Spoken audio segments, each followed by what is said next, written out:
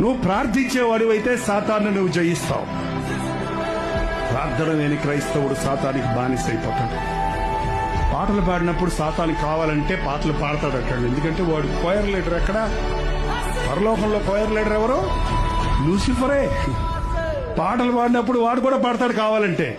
ప్రసంగాలు చేస్తున్నప్పుడు కావాలంటే రెఫరెన్స్లు అందిస్తాడు. ఎందుకంటే సైతానికి బైబిల్ అంతా బాగా తెలుసు. బైబిల్లోని భక్తులందరినీ ఎలా మోసగించాలా, ఎలా పడగొట్టాలా అన్నది ఆదాము హవ్వల దగ్గర నుండి వాడి పని అదే. కానీ మోకాళ్ళ మీద ఉన్న క్రైస్తవుని చూస్తే మాత్రం వాడికి చేత కాదు. మోకరించలేడు సాతానుడు, ప్రార్థన చేయలేడు సాతానుడు.